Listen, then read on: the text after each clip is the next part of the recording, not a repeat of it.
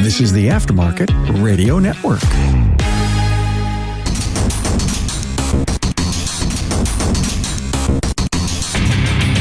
Welcome, everyone, to yet another episode of Diagnosing the Aftermarket A to Z. I'm Matt Fanslow, and I'm not going to tell the story the way it happened. I'm going to tell it the way I remember it. That and guest star Margaret Light, who is a licensed marriage and family therapist with Equilibrium Therapy Services here in the great state of Minnesota. Welcome to the podcast yet again. Hey, thanks for having me back. I'm so excited for this one. Oh, yeah? I am. I haven't told you what it's about yet. No. That would be a shock. Well, before we get going here too far, let's get a word from our sponsor, NAPA Autotech Training. NAPA Autotech's team of ASE Master Certified instructors are conducting over 1,200 classes covering 28 automotive topics. To see a selection, go to napaautotech.com for more details. So yeah, you and I were kind of talking, and I was telling you a little bit of a story that you're like, shut up. Let's talk about this on the podcast because I think it could lead to a really, really good conversation. So it's story time. Good. Okay. If you're driving, I don't know, hit some caffeine, I might put you to sleep. But I think it has to do with expectations, or I don't think it, I know it. But this is now a couple months ago. My wife and a good friend of hers, I'm not trying to put myself over, okay? But I could tell between work and school for my wife, Danielle, and her friend, who you can't help but tell a little bit of her story in that she was with somebody that had substance use disorder, and she has 3 kids with them. A daughter who's close to the same age as my youngest, or I should say Danielle's and my youngest. And then she has 2 twins that are just recently turned 1. But while working for a mental health facility, he had relapsed, unbeknownst to really anybody, I believe, accidentally overdosed and passed away, leaving her with 3 kids. And at the time, newborns that they would have been very recently born. Her and Danielle kind of connected, and just being overwhelmed with everything, with 3 kids, twins that are infants, work. Now she is the sole income, hoops you have to jump through. You could just tell, like, the stress was overwhelming. So I kind of suggested they needed just a getaway, like even if it's one night, one evening. So they both like to go to casinos and play, whatever, slot machines, blackjack, doesn't matter. And so I said I'd watch the kids have at it. And, they took off whatever early afternoon, did whatever they did, shopping. They're at the casino. And I thought it would be really cool if they came back from the casino to their hotel room to find flowers, chocolates, treats. And then I had this built up in my head. And sometimes I joke around a little bit about like Clark Griswold, the character in the vacation movies, National Lampoon Vacation, European Vacation, Christmas Vacation, how they even address it in Christmas Vacation, how he builds up in his head how things are going to be. And then when they don't live up to it, which they're unreasonable expectations, in his case, for comedic effect, he's let down and all that. Well, I had kind of built up in my head what this might look like. They're going to walk in and, oh my God, and photos of the treats and thank you text messages and all that. And it wasn't as easy as I thought it was going to be to make this all happen. I called the hotel. They're not much help. But she brought up a good point. The host, whatever, the person working at the hotel, used DoorDash. Oh, duh. Okay, I've never used that before. Download the app. Nothing but pain. I can't get it to go through. It won't accept payment. It's just brutal. I'm on tech support. They're calling me. We're trying to figure this out. It's not working. I now have well over an hour, not quite hours invested in this, but relatively speaking, a lot of frustration invested in this. Finally, it's like deep six that. And I think I went with Uber Eats. Boom, flawless. It goes right through. I think I get everything bought at, I didn't go to Walmart. I think it was like a Cub Foods or something. And just variations of candy, flowers, as nice as flowers you could get at that time of day and all that. And I had this idea. I just thought it would be cool for them. One, legitimately, I thought it would be neat to just unsuspecting walk into the hotel room and there's flowers and candy and all that. So nothing. I don't hear nothing from them. And no text messages, no nothing. And then I go and really do the stupidest thing is, I kind of wake up at 2, 3 in the morning to go to the restroom or whatever, and I check my phone. Stupid. Yeah, don't do that. I did it. Nothing. And it was almost like, well, not almost. I sent him text message like, really? Nothing. And then she must not have like opened it, but saw it. So I woke up at, 7, 8 in the morning, whatever it was, and went like, did I do it for them or did I do it for me? And I did it for them. So I deleted the text thinking, because it didn't give me the indication that they saw it or she saw it, my wife. Well, she saw it, not at the time I sent it, but at one point. She wasn't mad, but it was kind of like, did you do it for you or did you do it for us? But I did have an idea in my head of how this would play out, and you guys would just think it was neat, and not that you owed me anything, but that you wouldn't be able to help yourselves with, this is really cool. Like, wow, this is really neat.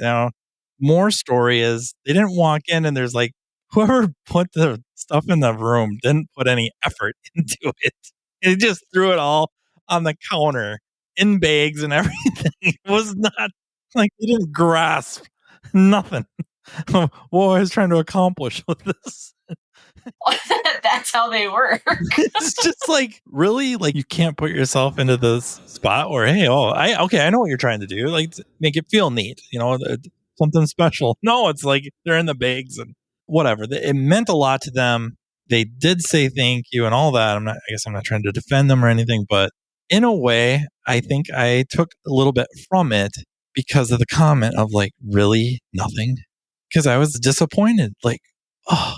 So there you go. That's about all the time I got today. Thanks. End of episode. Okay, good.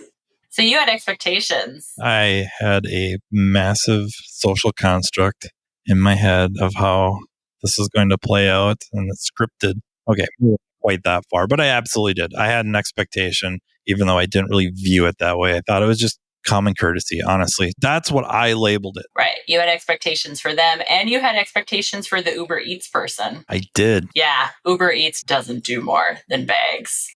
Let's talk about expectations. Fine. We all have them. I kind of expected you to want to do that. Yeah, well, okay. Look, see, that was a reasonable expectation. Well done. You've made improvements. You have learned from this experience. I try. I don't always succeed, but I do try. Okay. So we should maybe define expectations and what they are specifically. Do you want to do that, or are you going to let me do that? Do you have a definition for them? I have my definition. Okay, let's compare. What is your definition of expectations? I guess without trying to sound like elusive or anything, but I would say almost like a script in your head of how things will play out or should play out. Yeah, not bad. Okay, so expectations are personal beliefs about events that may or may not happen. Specifically, they are a type of assumption about the future, usually based upon subjective and objective experiences. So personal experiences, cultural norms, desires, implicit and explicit agreements, things like that. They're also based on our individual kind of personalities and thought processes. So what I said, no, just kidding. Well, it's interesting what you said because you used the magic should. This is how things should be. I mean, it's good you used it because we can talk about it, but should is a judgment. Should is actually a cognitive distortion because it is an indication of a belief in and of itself. This is how you should act. And I blame my parents and grandparents. For the shoulds? I mean, I don't know. Blame them. You wrecked me. There is a lot of that. I remember being around specifically the farm implement dealership, where somebody would bring something in and doesn't matter what, but we'll just say they brought in a chainsaw and it wasn't running, and my grandpa would do whatever, throw a spark plug in it, it would start, and the client would just say thank you, pick up the saw, and walk off. No offer to pay, no expectation to pay, nothing. And it wasn't like a regular client that had like a account up there. And my grandpa would be like, oh, okay, I'll remember that. And then the next time they needed something, he couldn't help them. Not just him, but my dad and all that. Like, there's expectations where if I did something for you, that you would show some indicator of appreciation. And it might be like offering money, that they would reject. Say, don't worry about it. Someday I'll need something from you. But the expectation was you are going to show some sort of appreciation for my time, my effort, my expertise, my blah, blah, blah, whatever, on and on and on. And I catch myself doing that all the time with not just, professional type help, but little stuff like even around the house. Like, I did this. Where's the acknowledgement? Where's the show of appreciation? I catch myself doing it and I'm working on breaking myself of that. Well, yeah, those are expectations, right? And there's expectations there about other people's behavior, which are the most obvious ones. But there's also expectations there around the communication that happens about that behavior. So this idea that, okay, I expect you to behave in this certain way. And if you don't, then the response is, I'm just going to remember that and then tell you next time I can't help you, is a super indirect form of communication, right? Versus an expectation of, oh, if you do something I find offensive, I'm going to say, hey, that was offensive to me, which would be a much more direct way of resolving that issue. Yeah, direct. That's easier said than done. I think for some people it is, right? That's sort of that cultural context around expectations around social groups and communications and how we talk. So Midwesterners tend to run pretty indirect. I was just going to say, you live in Minnesota, right? I do, but I'm more direct. And especially as a therapist, I run direct. Yeah. Were you direct before? Or did you pick up being more direct as training and doing the job of being a therapist, counselor? I think it was a bit of both. There was definitely a lot of training that went into it, but then there was also just this personal growth piece of I do not appreciate indirectness in people in any way. And so then instead of just looking at other people and saying, hey, I don't like that, I turned it back on myself and I'm like, okay, Margaret, if you don't like this, you need to sort out why you're communicating in this way and do better. I would have just redirected it at them. That's great. Good. You can do that, but there's an expectation there too. Accept it a little bit and then you redirect it back. I don't like it when you do this, so you need to change because I don't like how I feel when you do that. Yes. Healthy. That's a good strategy. Could explain a few things, I guess. Yeah, it could. This is true. But it's a set of expectations, right? So now in the Midwest, I had conflict with a supervisee not long ago because of my level of directness, because there are these societal expectations of, hey, we talk in this way, not this way, right? And then meaning gets attributed to that. Whereas with other people who run more direct, it would have been a different experience. Yeah, it's a subject that has come up with a friend of mine, and I don't want to get off our topic at all. He's a elementary school teacher. He's actually been on the podcast quite a while ago, but he's an elementary school teacher. And he's just talking about how kids are taught to use I feel statements and to talk about their feelings. And he's wondering, over time, is this going to be a benefit? And I said, maybe, but I don't think so, because they don't teach you how to listen. They don't teach you how to accept that. So now in your scenario, being direct is usually really good. There could be coarse direct, which maybe could be counterproductive, but just being direct, that should be very good. And yet we're not taught how to accept that. I guess not to go right into the four horsemen, but people could become defensive right away. Well, yes, they can, right? And I don't actually think that's off topic because it's still getting at this expectation idea, which is not only how do we expect people to behave, but how do we expect to be shown respect? So for some people, the expectation around respect is there's a direct component to it, right? A level of directness. But for other people, like in the Midwest, respect is sort of acted out, right? In terms of how do we talk about what is indirectness? What is niceness? And so there's still an expectation there around, I expect to be treated with this type of behavior from other people. And when other people do not conform to that expectation that I hold based on my experiences and assumptions and personal values and whatever else, then I have a reaction to it. When I think about directness, it's not as much of an issue so much at the client at the point of sale. I'm sure it exists, but it just doesn't seem to manifest issues there as much. It's in the back. It's, coworker to coworker, manager to coworker, front of house to back of house. And that's where you see this thing become either conflicts or emotional, and you see the defensiveness right away, stonewalling. Those are the two you'd see like the most. And no wonder it's men usually involved, that you need to come correct or I'm going to respond this way. Well, right. Very much so. And right, think about the set of expectations there. There are explicit and implicit expectations there, right? So implicit are just, right, these hypothetical two people, let's say manager and employee, coming into a scenario with their individual set of expectations that have maybe never been discussed. And then there can be some tension or stress or conflict there if those don't match up well. Whereas explicit expectations would be, like, I've done this with other supervisees where I say, listen, here's how I talk. Here's what to expect from me. The feedback I've gotten before is I can be really direct. I can be kind of intense. So now I've set this expectation, right? You could have this experience of me. And then I go a step further and say, and so if that's too much for you, or that doesn't work for you, or something I say doesn't sit right with you, I want you to just tell me. And so then I've also set an expectation of, okay, you could feel this, and here's what I want you to do with that. Now, whether they do that or not is up to them.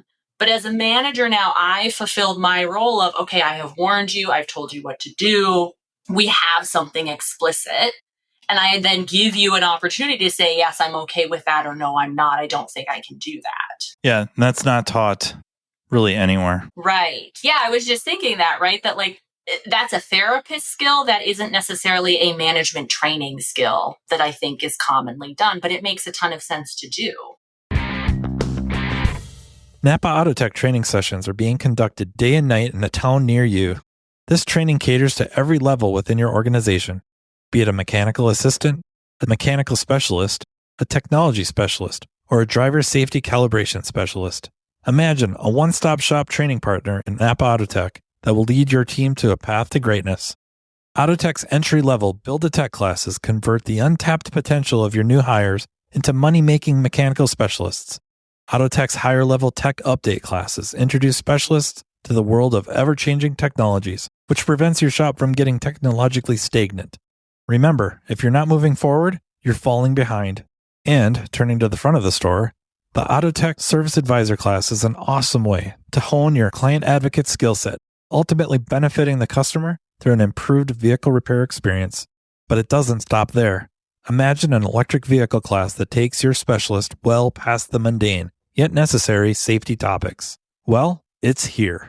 Autotech's EV Ready training is a week-long curriculum that takes participants through a hands-on experience involving hybrids and electric vehicles. The session kicks off with the use of PPE and proper tooling while touching on required OSHA regulations. Then, the students dive into the lab vehicles to gain knowledge of the common high-voltage components on EV and hybrid vehicles and their function. Attendees will be taken on a path exposing them to different electric vehicle manufacturers to compare component form and location. Additionally, information about Level 1 and Level 2 charging systems will be included, along with a quick look at DC to DC charging. The operation and maintenance of subsystems are explored, including the different modes of Tesla operations, and so much more. So what are you waiting for? Commit to taking your business to the next level with NAPA Autotech training. I've been kind of going down the rabbit hole with a lot of this stuff, with revisiting Gottman stuff. So rather recently I had an episode where I monologued about if you want to connect better, or if you want to get along with your clients better, or your employees or coworkers and all that, go to marriage counseling. It ties into some other stuff, like down the rabbit hole on neuromarketing and psychoanalytics and stuff like that.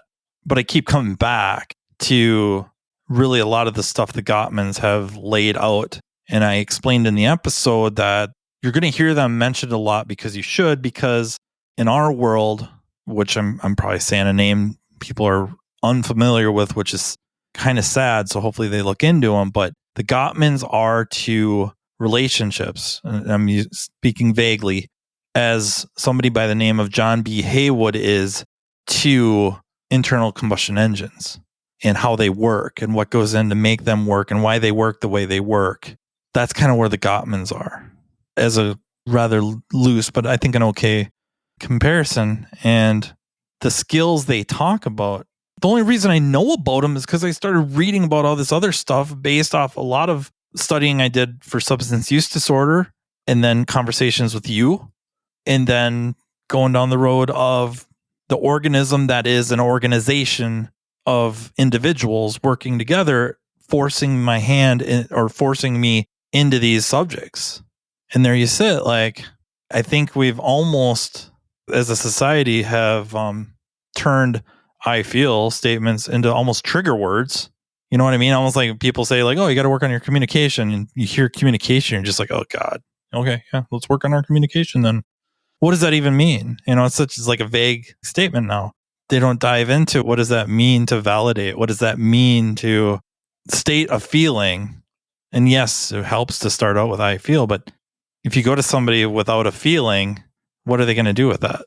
This idea of kind of these interpersonal interactions or I feel statements directly get at this idea of what are our interpersonal boundaries, right? What's yours? What's mine? And then that ties into expectations too, because what I see is a lot of boundary crossings that happen around expectations and even I feel statements. So let's talk about boundaries for a second so it's clear. Okay. What do you own in life, no matter what's yours, no matter what happens? Maybe my body. Yeah, that's one. What else? My mistakes.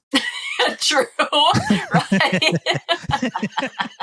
Yes, and probably the things you do right as well. Yes. Okay, you're on the right track.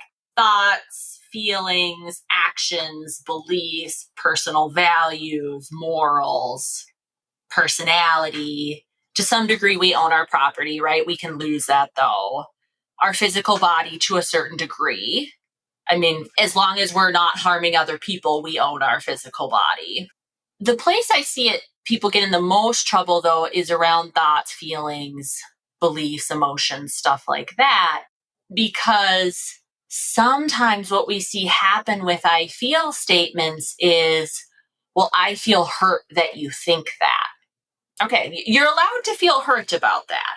But there's a difference between saying, I feel hurt by that, which is your emotion and your responsibility to deal with, versus saying, I feel hurt that you think that, and then having the expectation that then the other person needs to change how they think based on your feeling. You can make a request, which is different than an expectation. You're trying to leverage the I feel into really just assigning blame. Because of that, now it's off of you anyways, and putting the responsibility on them. Whereas, like you're mentioning before, like you can own your feelings. The other person can validate those feelings. A misconception I had was validation was concession. And that's not the case. That you can validate someone's feelings. And I'm not saying necessarily at that point, especially if it's emotional levels are high, whether they're in a personal relationship or even at work with a coworker or a colleague, manager, employee, whatever, that then you bring up, I validate your feelings, whatever the statements you're going to make to do so. And then, oh, by the way, you're wrong. Maybe wait, let them, for lack of a better term or phrase, get it out of their system, and then come back a little later and say, hey, could we revisit that? Or, hey, can you come to my office or, whatever. And I'd like to bring this up. I'd like to address something here. There's a difference there between, so validating feelings and then coming back and saying you're wrong, which, okay, you're wrong for what? Thinking that, feeling that, whatever, right? Like, no, you're not. You can think and feel whatever you think and feel. It is possible as a manager in particular, like in an employment setting, to say, okay, I understand you don't like this. I understand you think it's dumb. I understand you don't agree with it. And we're doing it anyways. Yeah. But really, like, you can think it's dumb all day long. We're still doing it. You can hate the fact that you have to be at work on time all day long. You can hate it. That's still the expectation, and there's still consequences if you don't do it. The other piece I think people kind of get messy with the I feel statements is just because someone feels hurt or upset because of something you did doesn't automatically mean you did something wrong. So just because an employee doesn't like a new policy, it doesn't mean they're wrong for feeling that way, and it doesn't mean the policy is wrong.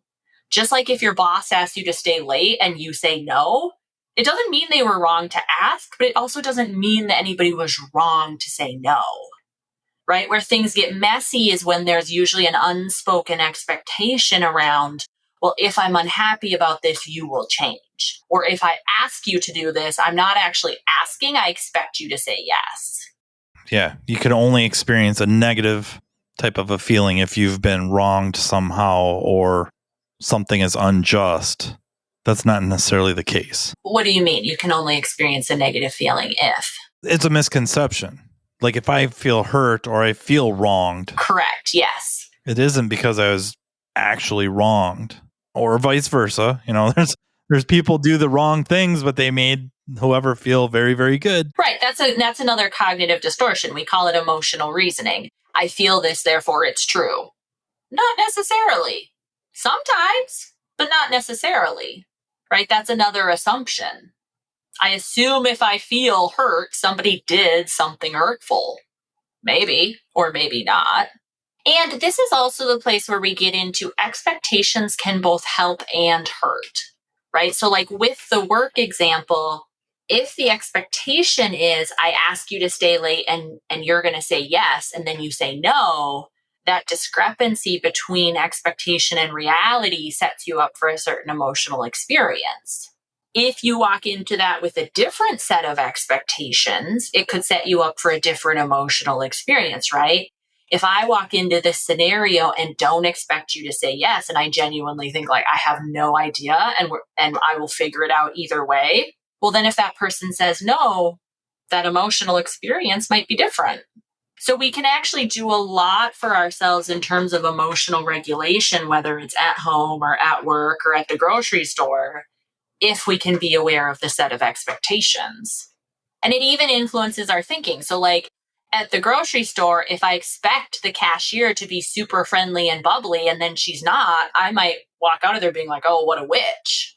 But if I expect like, hey, you work at Walmart and this sucks, I do not expect you to be happy, then I'm just like, another day. When you say that in a way, it brings up the idea that I think gets presented specifically to managers as a strategy with the whole setting the expectations low so that you can over deliver. So under promise, over deliver, trying to mess with somebody's expectations and set them in such a way that it's easy for you to exceed them and thus potentially induce a positive experience.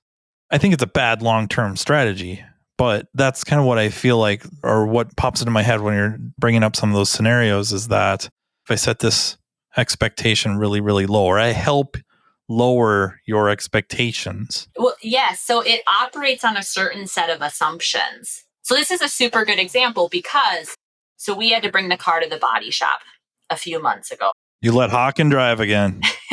I did let Hawken drive in. But he's a good driver. This was the deer's fault. He's an excellent driver. This was the deer's fault. This was not on him. Anyways, so, okay, the deer hits the car. We have to take the car to the body shop. Great. That's an hour drive for us. It's an hour drive down. It's an hour drive back, right? It's a significant time commitment. I don't know if they did this on purpose or not, right? But they quoted that, okay, we'd have it done on this day, and then they end up getting it done a day or two early.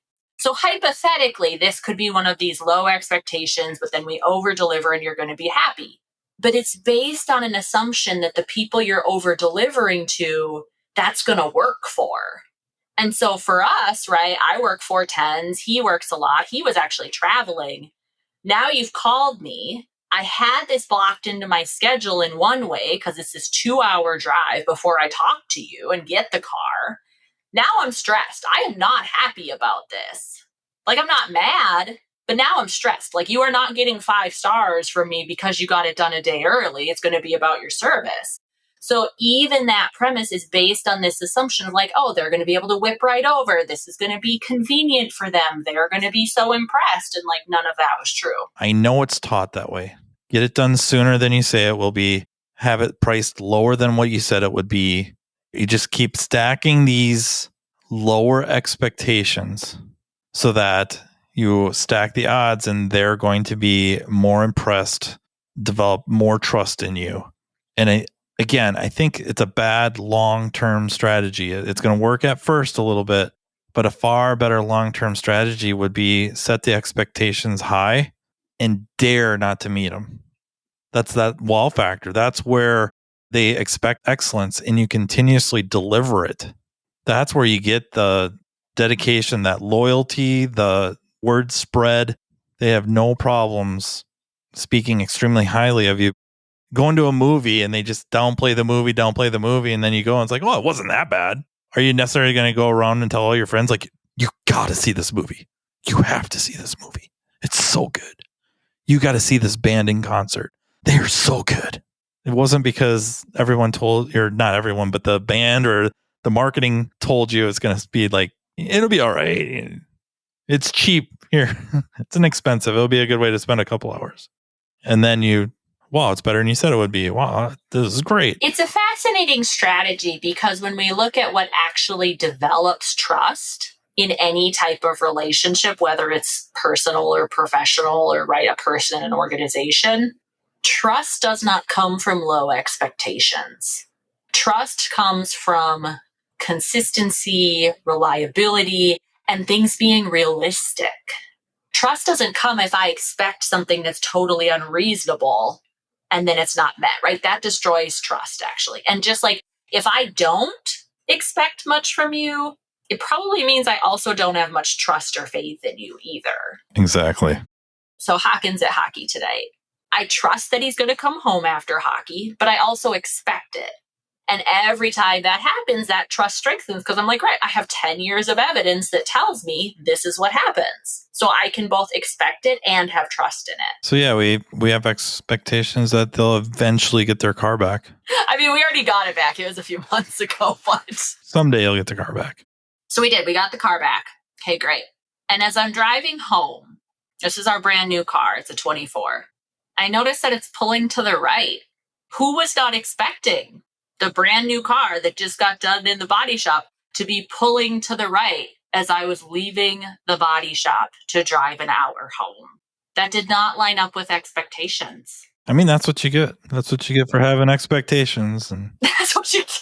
Yeah, right. Especially these high ones. I know.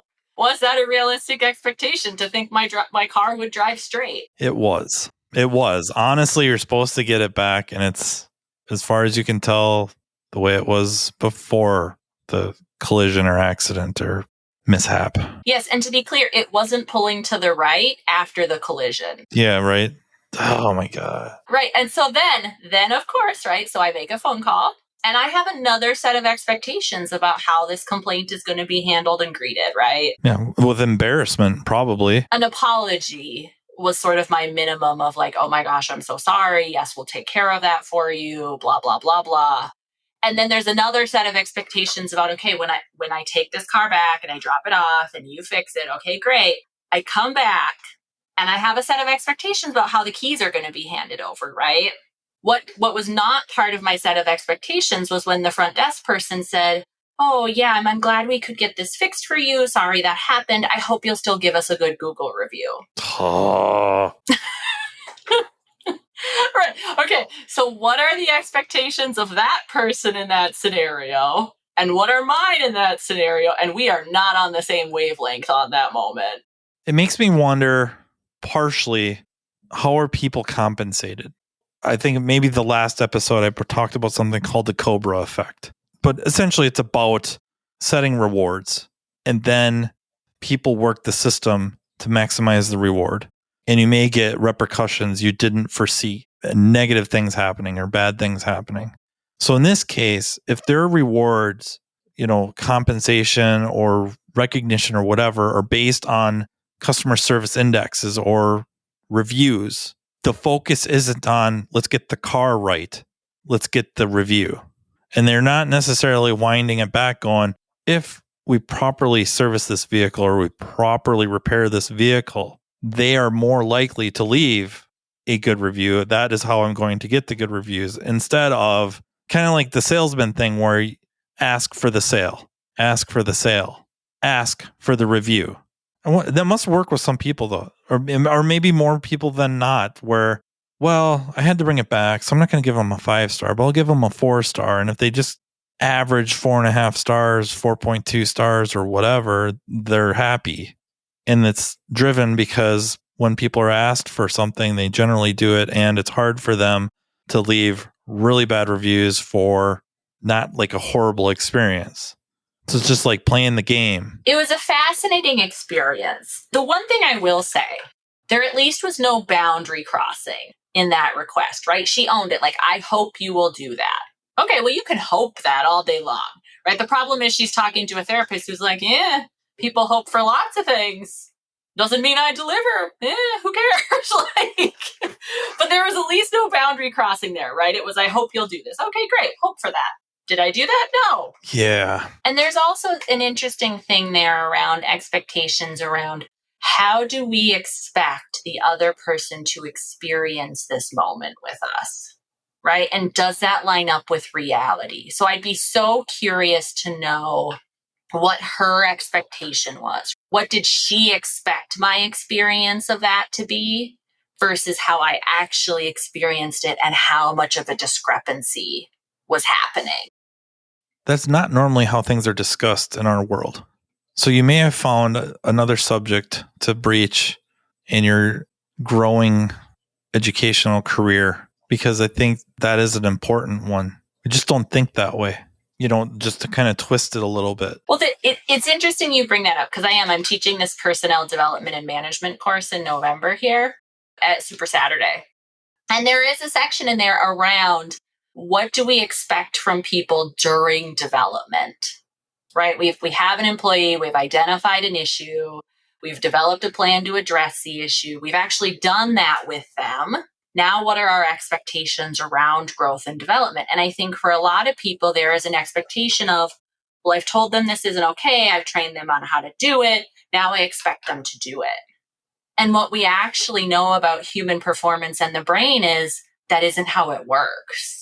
A realistic expectation is, yes, maybe they will do that sometimes, and then they will revert back to the old thing they were doing before, and you're going to have to discuss this multiple times. And that is a realistic expectation. And if we go into a period of development with that expectation, we're less likely to be frustrated and shaming and blaming towards someone than if we expect, oh, we've had the discussion, we're good now, they're going to be different now. No, they're not. It's my assumption that people look into this a little bit, and I don't think they do. But I find that to be an odd expectation simply because if you were to graph virtually anything out involving behavior or like learning, I think that's a popular one to look into, how people learn. That graph is far from linear. It doesn't have a nice even slope to it. It's erratic. It trends up, but it's erratic. And that would be probably, we could darn near overlay those and you'd have a similar response with a behavior change. Essentially, that's what we're talking about, right? Well, we are, but now apply it to something that you expect to be obvious. So let's do it showing up for work on time. That feels like it should be obvious, right? But let's say you have someone who's chronically late, like this is an issue for them. And so your area of development is now, okay, you have to show up for work on time. How many people have the discussion of you have to show up to work on time and then think to themselves, yeah, we're going to have this conversation 10 more times before it actually happens reliably? Depends on if they have millennial children. Just kidding. Maybe. Could be. Like that helps. Having kids might help with expectations, or it might hurt, depending. Yeah, I just know that that's one of the main complaints from employers with younger employees, which now I guess now they're older yet. And I don't know if that's still the same. But at the time, when they're fairly fresh out of school, they must have thought the shop moved or something. They couldn't find the shop. They got lost. Or they thought they had flex time. I don't know. Maybe that's a communication issue. We didn't set the expectation early on and they just thought they had flex time. Before diving in with someone about, hey, you have to do this, really asking like, okay, so why is this happening? Like, help me understand what your take on this is. Do you think this is important? Do you think it's a problem? How do you think I think about this? I mean, the things people will say are just utterly fascinating, and it might tell you a lot. Yeah, it'll borderline the absurd to, I never thought about that, or I didn't know that. I guess I can think of a bunch of different scenarios, but it doesn't really matter. It just means actually talking to somebody, and like you said, almost like, or not almost, getting better about approaching things with genuine curiosity and how effective that can be with A, tempering your responses, and B, getting to the root cause of something or closer to it. It's one of those things. We're not taught that and anywhere in our schooling careers. At no point in most families, I don't think households really work that way unless you're raised by therapists. And even then, who knows? They walk in the door for home and I'm sick of this therapy crap. All bets are off then. All bets are off.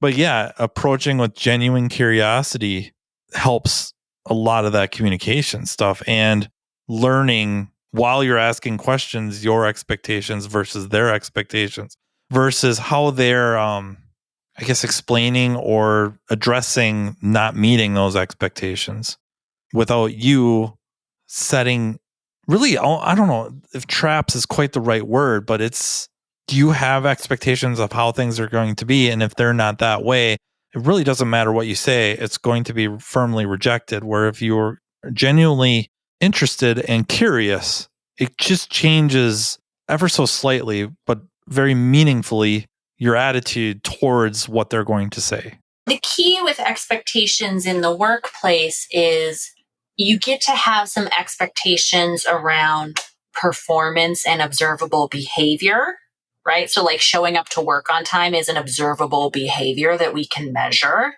It isn't necessarily reasonable or realistic to have expectations around what somebody else thinks of that or feels about that or the story they tell themselves about that, right? We can have expectations around you need to show up to work on time. So the point in curiosity isn't about not having that expectation. It's about, can I get a more nuanced understanding about why this is a problem for this person, which then points me in the direction of their developmental needs. And then I can tailor how I interact with them to try and be more effective based on what I understand about their development. If they're someone who my past job said as long as I was here within the half hour, it was fine. Okay, that's a different developmental concern than, well, I have to get the kids on the bus and if the bus comes late, you're going to get me late, versus just someone who's kind of entitled, who's like, why? Why does that matter? If the work gets done, who cares? Right? Those are three different things. You have the same expectation for all of them, but how you're going to interact with that is going to vary. I'm probably going to be bringing up something dangerous an hour into this. Not dangerous, but it could be a rabbit hole. With expectations, and as far as I know, and now you could crush me on this, as far as I know, we really have not been able to explain or really, there's very, very little evidence shown that there's something as true altruism. Meaning people do things selflessly with zero expectations.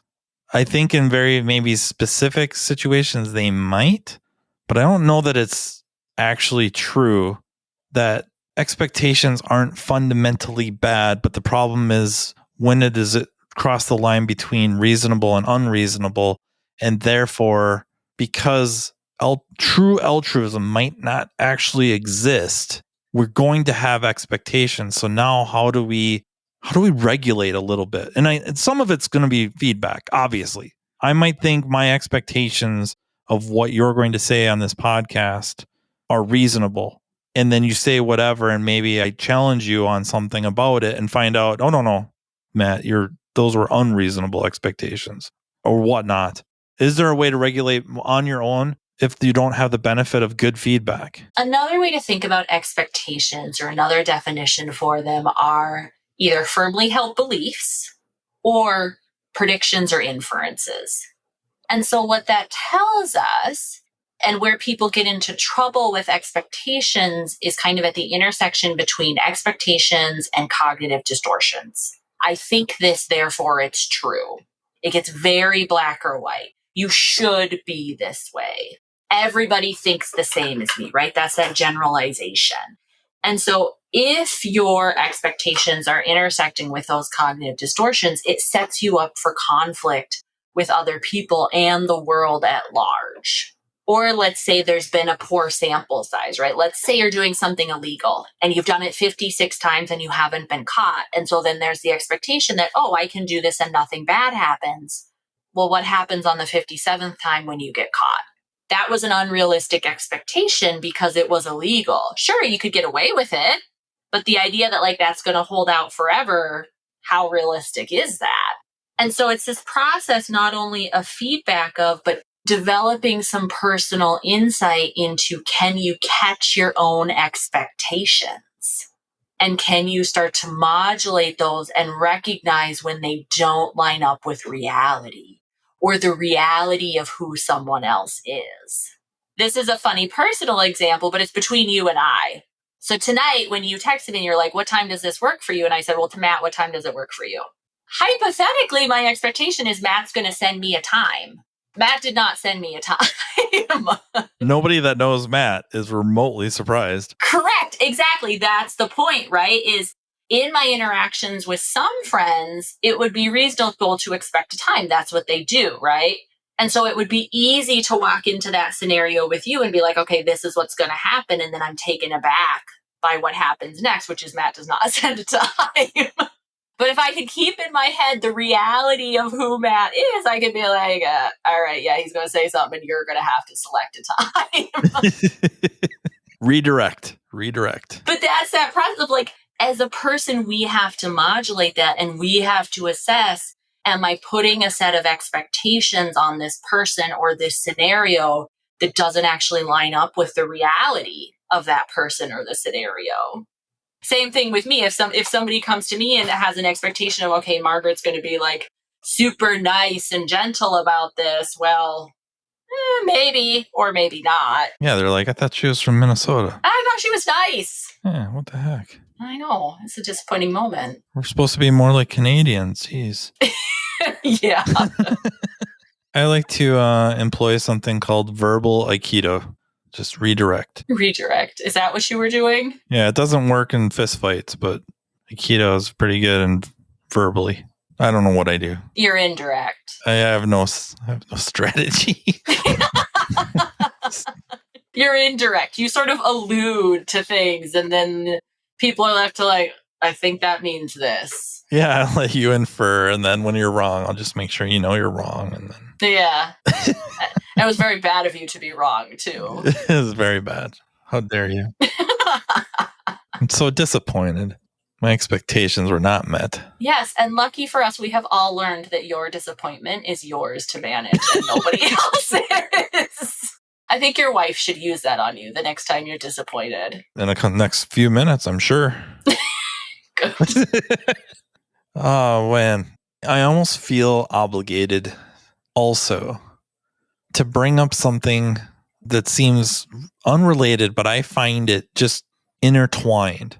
It's really the idea of cooperative, I guess it wouldn't have to necessarily be cooperative, but it should be cooperative game theory, where in a way you can make some predictions of maybe not what someone's responses will be or, what your expectations are, but you can formulate based off your expectations and your behavior, setting yourself up to be in the best spot, regardless of their response or how they respond to your expectations.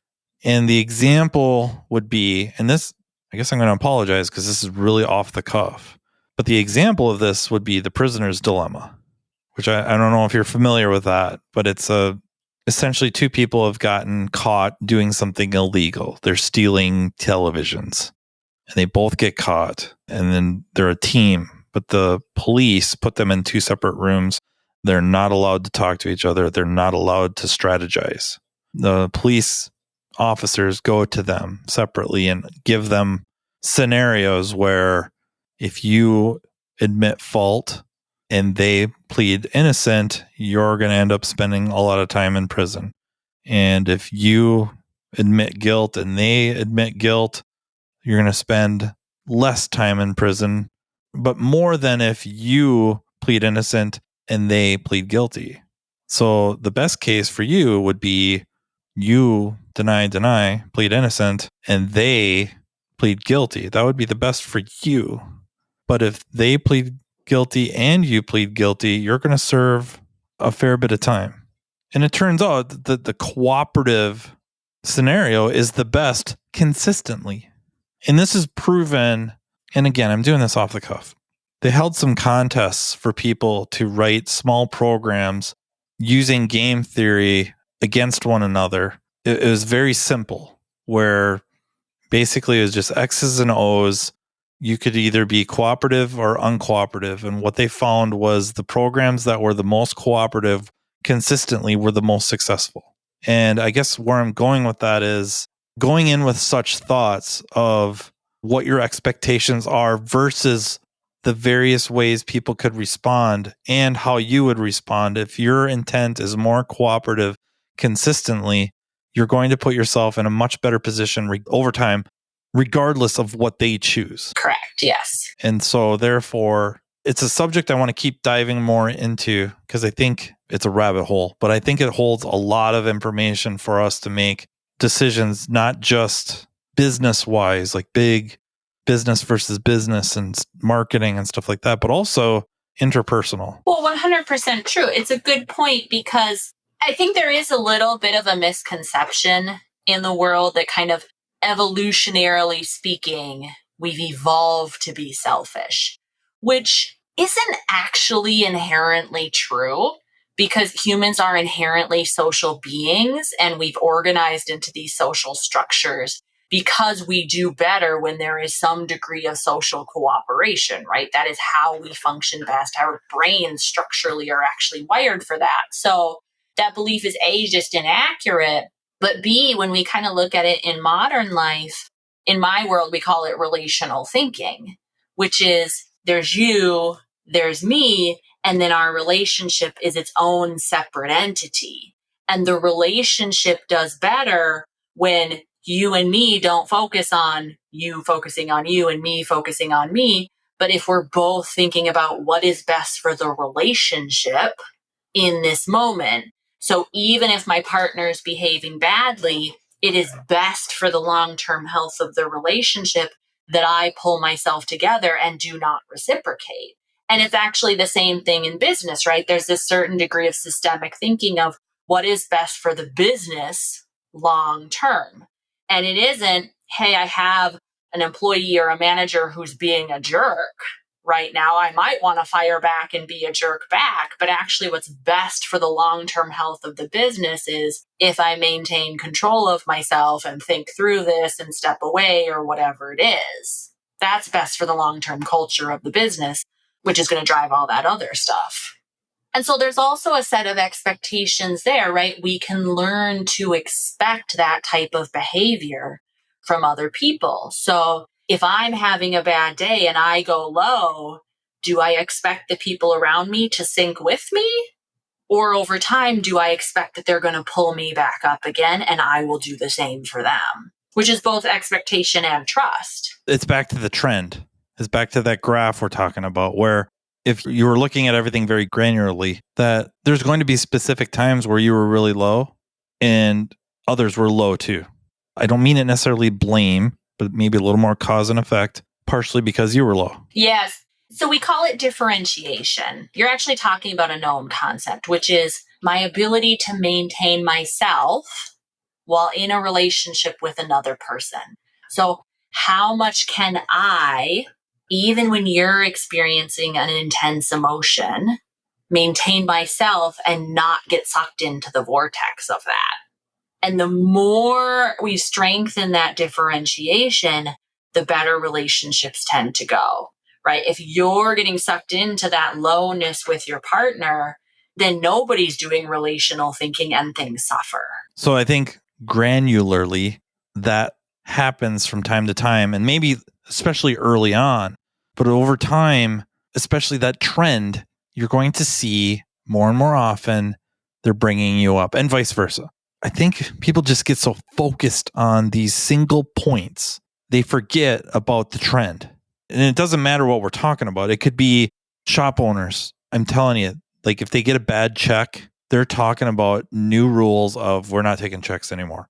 You haven't gotten a bad check in 10 years and you got one. And it sucks. It does. It sucks. But really, you're going to make this big shift because one, or employees are ready to quit because they feel like they got taken advantage of once. When's the last time you really felt like the shop took advantage of you or your boss took advantage of you? Can you even remember the last time? I don't remember it. But you're ready to quit? Just get so focused on these little singular events. Never step back and look at the trend. It's insane. Well, and it's not only about that, right? It's also that emotional reasoning of, okay, I feel taken advantage of.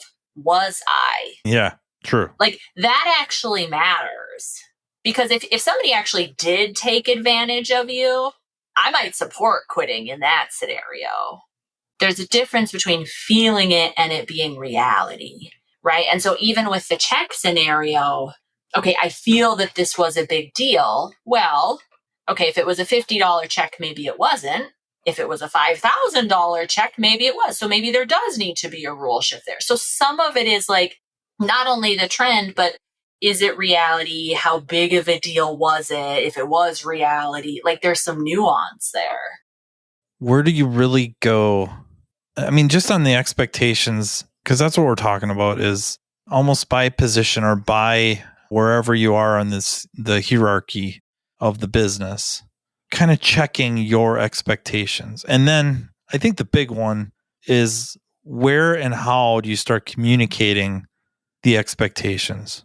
Because for the most part, I think a lot of businesses try to convey the expectations through an employee handbook. But other than that, I don't know if there's a lot of spoken expectations. And certainly it's really pretty rare that it reverses where the employees are explaining their expectations. When we're looking at businesses, right, some expectations are both agreed upon in writing at the beginning and are somewhat implicit, right, of usually things around pay, schedule, maybe there's some type of training around workplace policies and procedures, et cetera, et cetera, et cetera, right? So that's relatively explicit. And then over time, there's an expectation of like, this will continue to be true. And there does need to be ongoing communication about those things.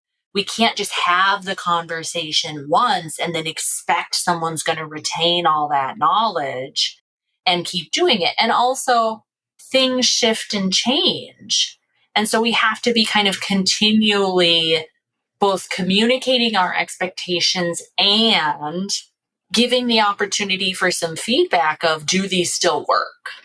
So I think about even like with one of my supervisees, we were talking about documentation. And I said, okay, as long as you have this done by Friday, I'm satisfied. Are you good with that? Okay, yes, I can do it tomorrow. Great.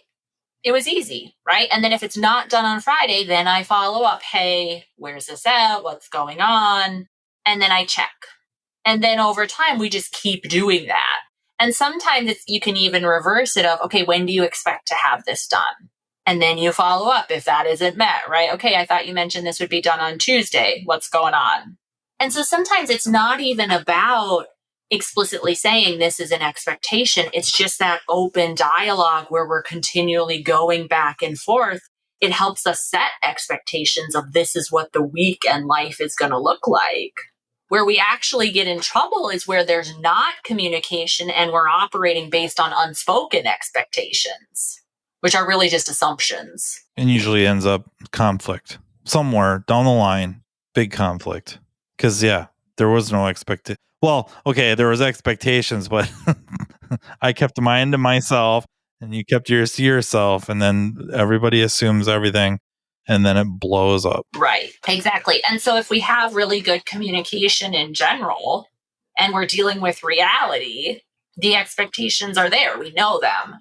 To some degree, feedback should be so common and reciprocal in any relationship, whether it's business or personal, that it's a non-event. Like it shouldn't even be a thing. It's just like It becomes an expected part of daily life. I expect that you're going to tell me things. You expect that, I'm going to tell you things, and we're going to go back and forth. And it just is. Yeah. And depending on what it is too, right? Like the expectations could be set as almost like needs to certain degrees. And in some cases it is. It's flat out like a client comes to you and like, I've heard really good things about you guys. I really want to bring my vehicle here, but I need somebody to be able to drop me off at work. I need somebody to come be able to pick me up from work. And the shop could say, absolutely no problem. Or, oh, what time? That's after we close. I don't know if I can do that. And then the opportunity for compromise. Like, okay, well, you can't come get me at 6. I can ask if I could leave at 5:30. Could you do that? I'll make that work. That could be the norm.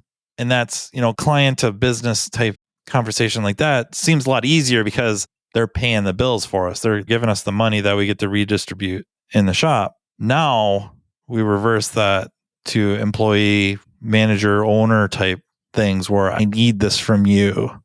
I need you to go to the freaking manual and read it and follow the procedure. And then I'm not sure what the compromise is. Like, this is what I need. This is the expectation. You have to do this. And if you could document it, that would be great. Right. So notice that's an observable behavior, right? Go to the manual and read it. Great. That's an expectation we're allowed to have for employees. We're not allowed to expect them to like doing that. They don't need to like that. But then there's a point there of like, how do we train that? So something sort of like a parallel with the therapy field, right? With my supervisees, we have our rules and statutes. And so when we're discussing a case, I'll ask, okay, any ethical or legal concerns? Well, no, I don't think so. But let's say I'll have picked up on one. I'm like, well, actually, let's all pull this out right now. And we're all going to turn to this page and we're going to read this statute and we're going to reevaluate that question. Now tell me if there's ethical or legal concerns, right? And so with the employee with the manual, okay, well, did you read the manual on this job? No. Okay, let's pull it out. Page whatever, this section, tell me what this says. So now we have just formed that pathway in the brain, right? So not only do we have an expectation of you doing it, we can also help you develop the skill. There's got to be a why. Correct. Maybe not always. I guess sometimes it's like, my name's on the business. I want you to do it this way. But it helps usually when you back it up with something. Right. A why helps make it relevant to the employee. My name's on the business doesn't actually make it super relevant. So with my supervisee saying, well, because I'm your supervisor and I said so, that doesn't make it relevant to them. What makes it relevant to them is if you don't do this when you're individually licensed, you're going to get called in front of the board and they're going to tell you, here are your consequences. That sounds like fun to no one. And that's what I was going to kind of suggest is like with your note taking and documentation, you guys spend a lot of time on documentation and you have to. Auto repair, we're not used to have to follow service procedures. We're just not used to it. I've done 1,000 front brake jobs. I know how to do a front brake job. However, now things change a little bit. And if something were to go awry and you get called in front of, 12 of your peers, your experience is probably not going to be enough to save you, especially if it conflicts with service information. So therefore, now I need you to read, RTFM. I need you to RTFM. Here's why. Correct. Now it's relevant to them. Yes. You just made it matter. My name's on the sign doesn't matter. Saving you from getting in trouble and having to go through that experience, that matters. Well, I expect that we'll once again have another episode on something else. I share that expectation, Matt. We're off to a good start. I usually have lots of ideas, and we could do like rapid fire where it'd just be like 2 months in a row of every episode with Margaret Light on various things, because there's so much going on that we just don't talk about involving psychology and relationships and communication, and it just translates directly with what we do every freaking day. but we haven't ever talked about it. So it just gets glanced over. So I know I've shot many an idea at you, and usually I've received positive feedback. Yeah. I mean, there's almost nothing I won't talk about in life. So I'm the same. I can't think of anything I wouldn't talk about. Yeah, agreed. No, it doesn't exist. Oh, wait, I know. Country music. Yeah. Don't need to talk about that. Topic. Okay. Definitely don't need to talk about that. But I really do appreciate you coming on, and can't wait for the next time we get together and talk about who knows what else. But I expect it to be awesome. Thank you. Same. I look forward to it. This is Margaret Light, licensed marriage and family therapist, who is also the owner of Equilibrium Therapy Services.